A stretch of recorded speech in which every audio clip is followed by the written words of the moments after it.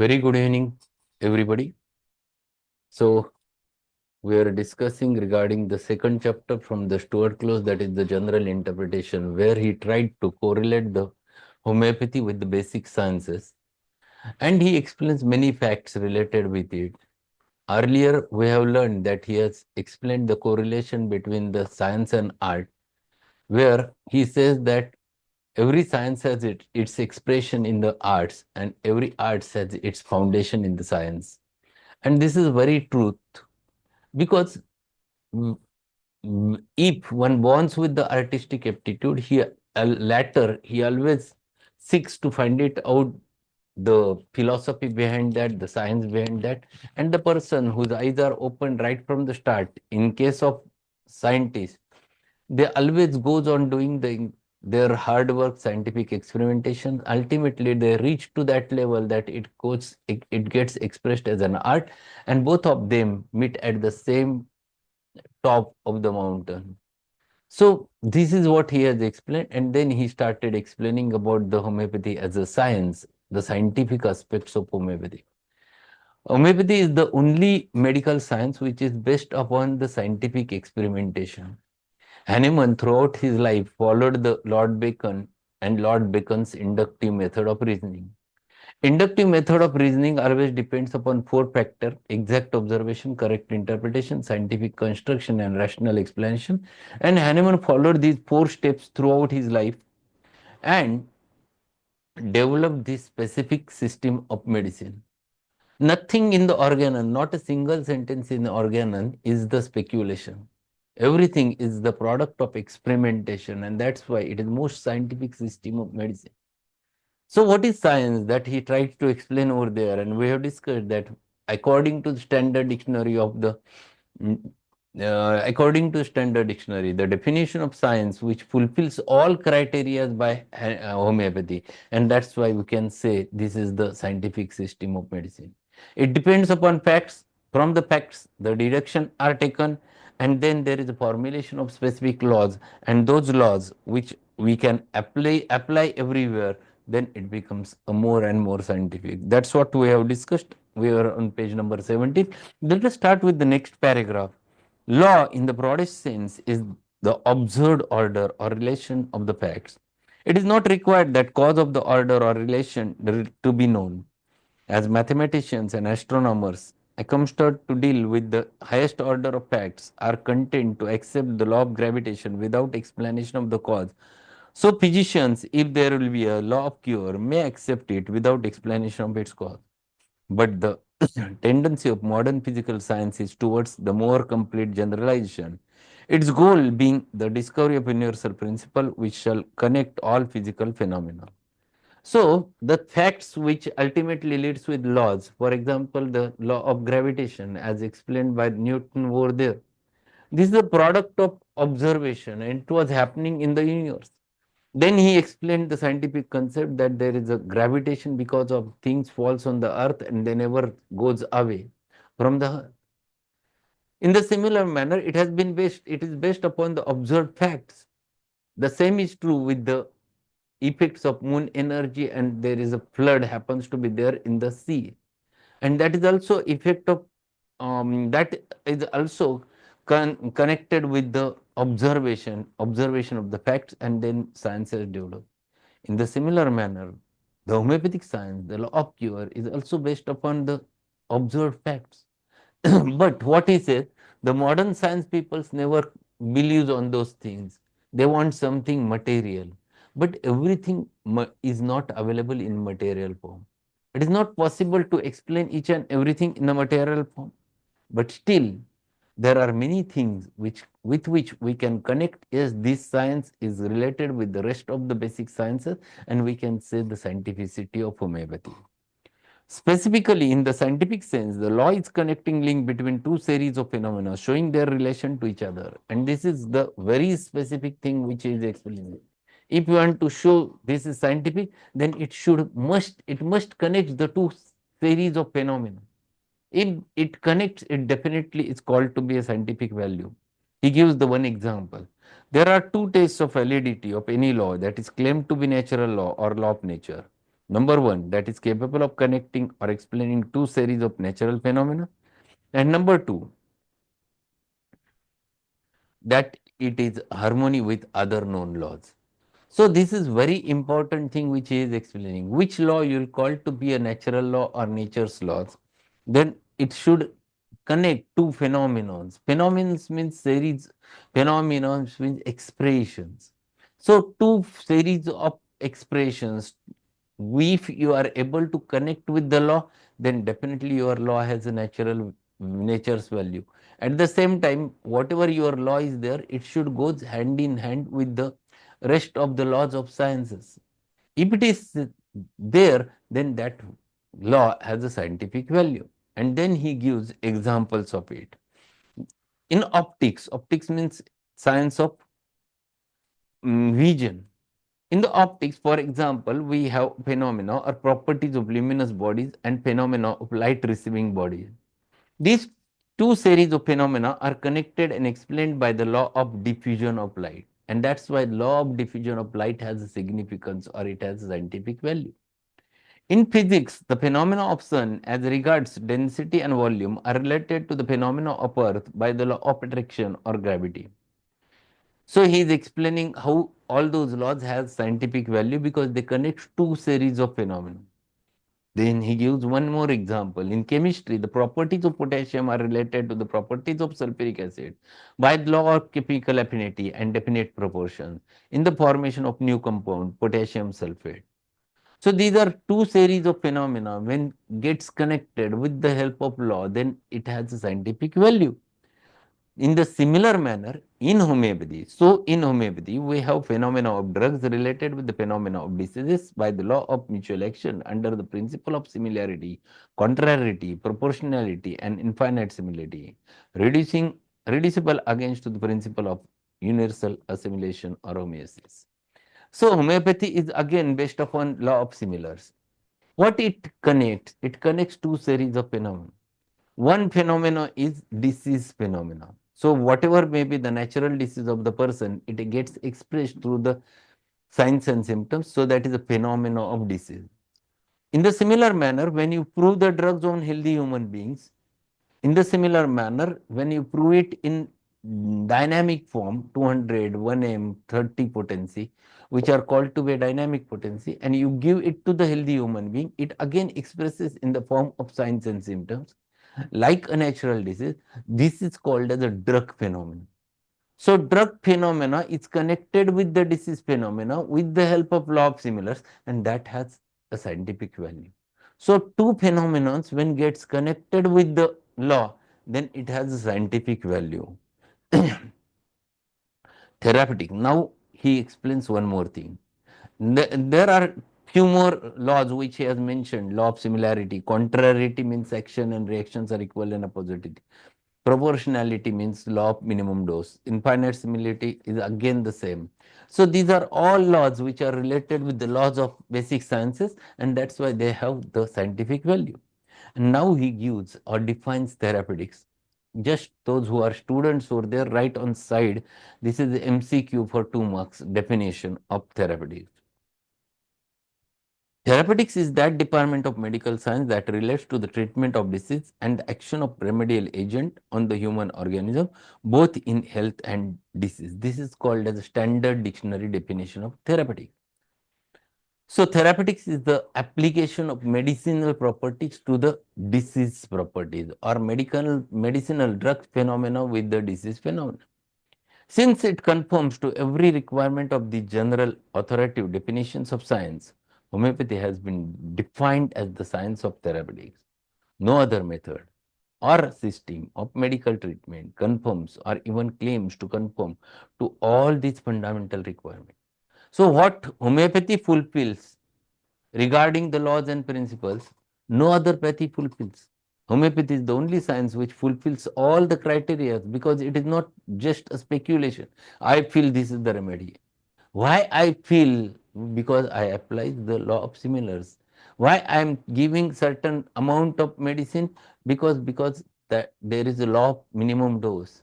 So everything is taken into consideration. It is not just a speculation in homeopathy. So there is no question of opinion, there is a question of application of principles, laws and principles. But while it can easily be shown that curative action of any agent whatsoever used in the treatment of disease, mental or physical, conforms to the fundamental principle of mutual action.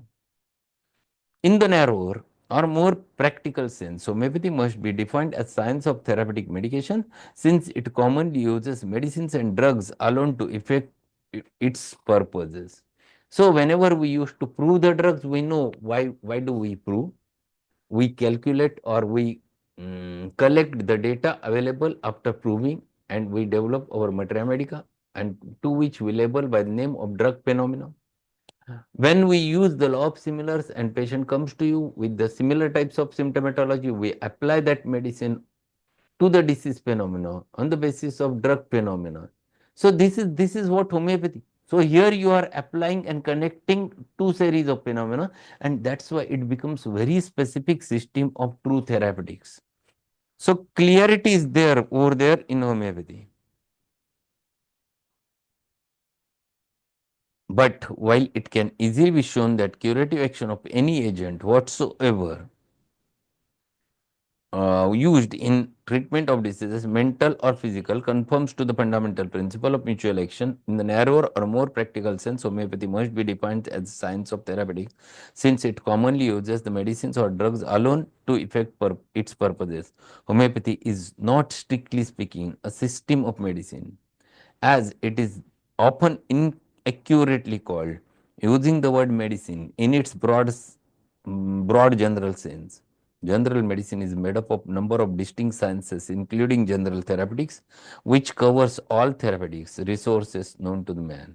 It makes use of many agencies besides medication for the elevation of human health. Homeopathy, therefore, is a department of general medicine like anatomy, physiology, pathology. So it is a very specific department where everything is included.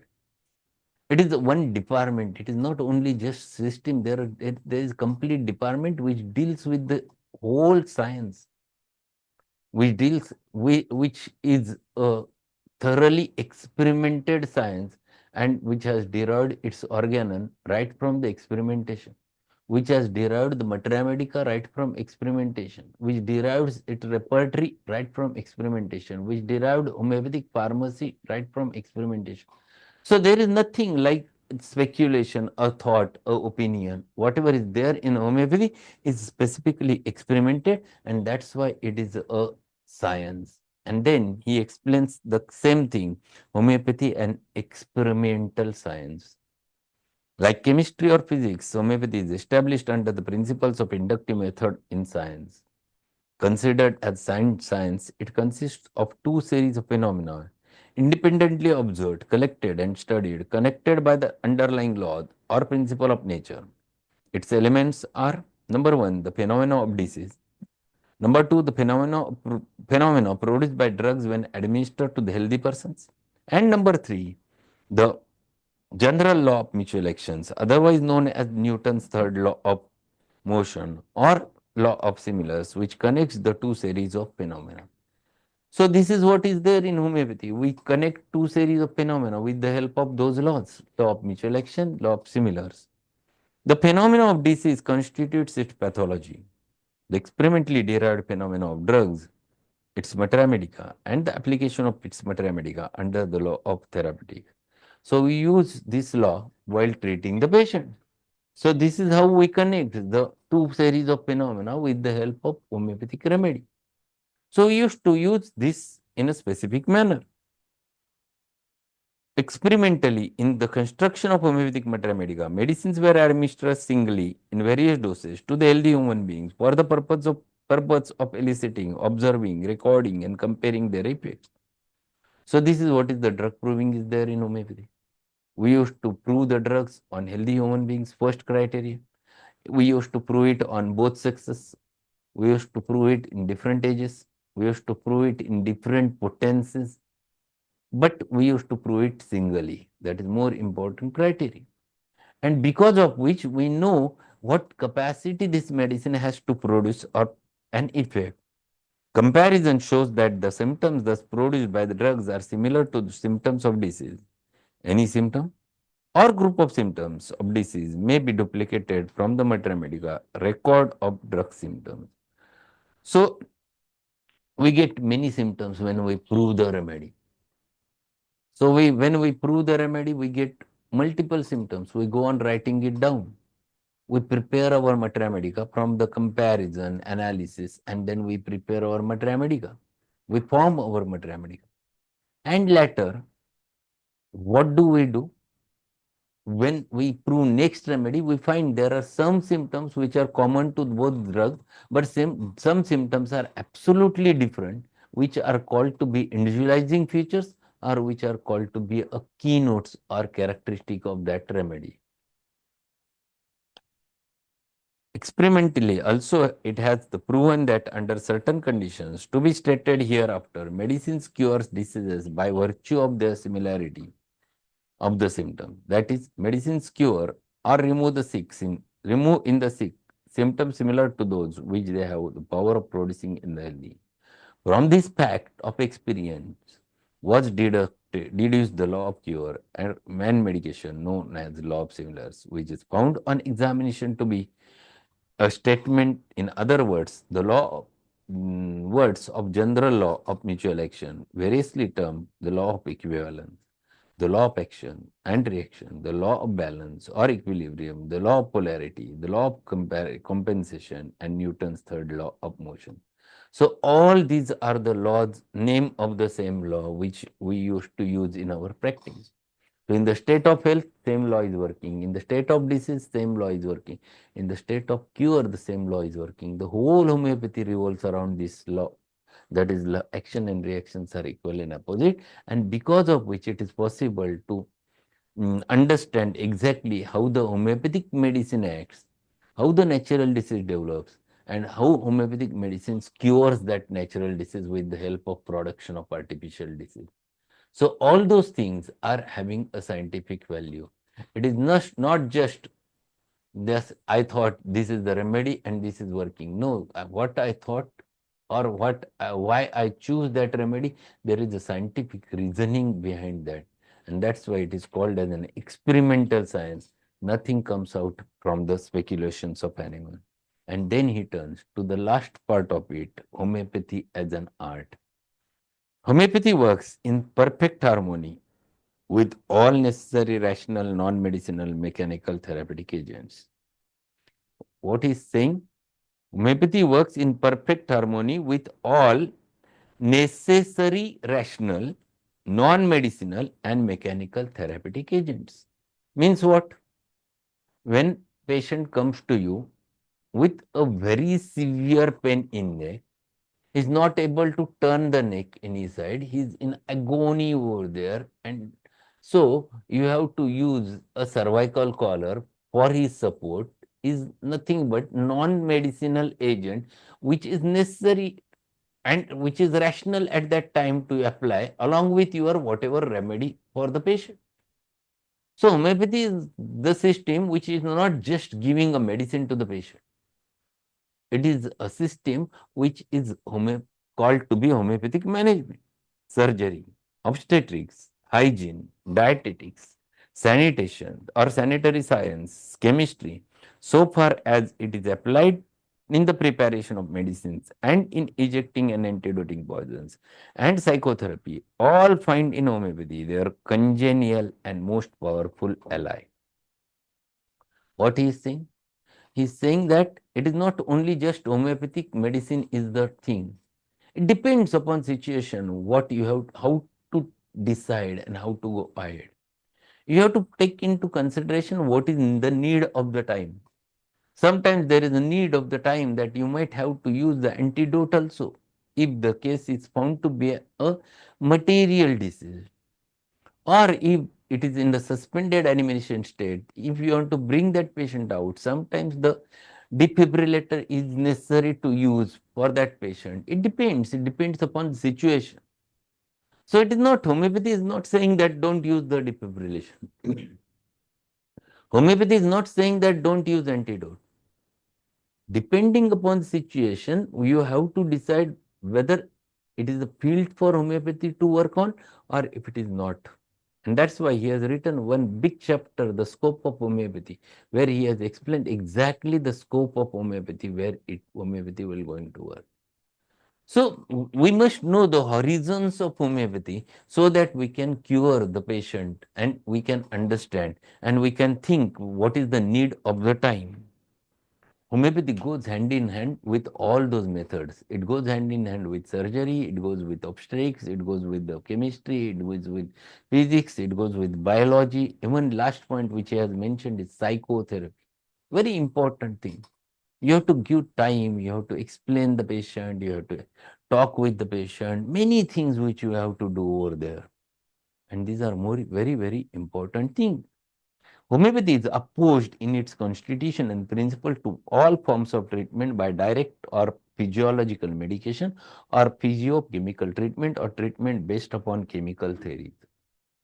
This is not the field of homeopathy. It opposes the physiological treatment. What is physiological?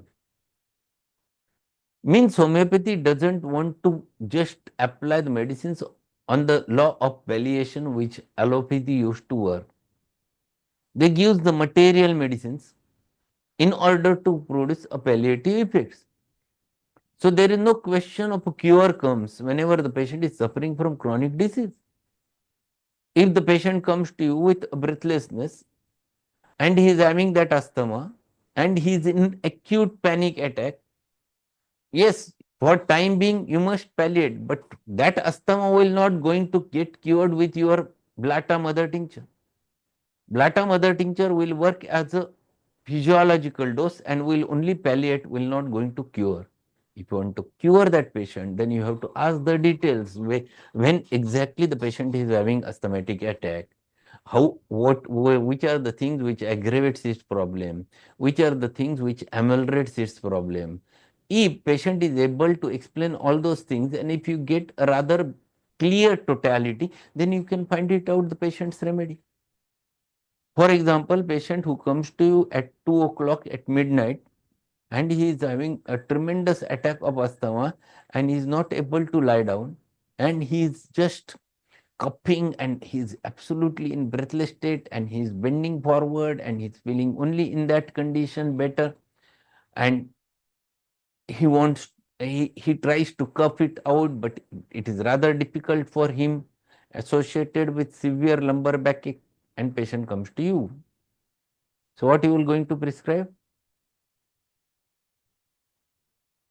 Now he has given you whole totality. You don't have to palliate. You have to cure him. Remedy is Calicar. correct. Very correct. Remedy is Kalika because it is simple. The 2 a.m. aggravation, bending forward ameliorates, sitting ameliorates, aggravated by lying down, cough difficult to come out. So all the modalities and expressions gives you the Kalika. Now, Kalika will not palliate the disease. Kalika will work as a curative remedy because symptom similarity is there. The state is getting absolutely similar to the patient's complaint. And this is what he is explaining over there that there is no question of such a physiological medicine or physiochemical treatment. It opposes to that. Only in cases of emergencies, you require these physiological doses, otherwise you don't. I think this on this note we'll stop today. Tomorrow we'll continue. Today evening there will be no Materia Medica session. We'll meet tomorrow for the Organon philosophy and Materia Medica session. Thank you and good evening. Thank you, sir. Have a Thank good you, sir. evening. Thank you.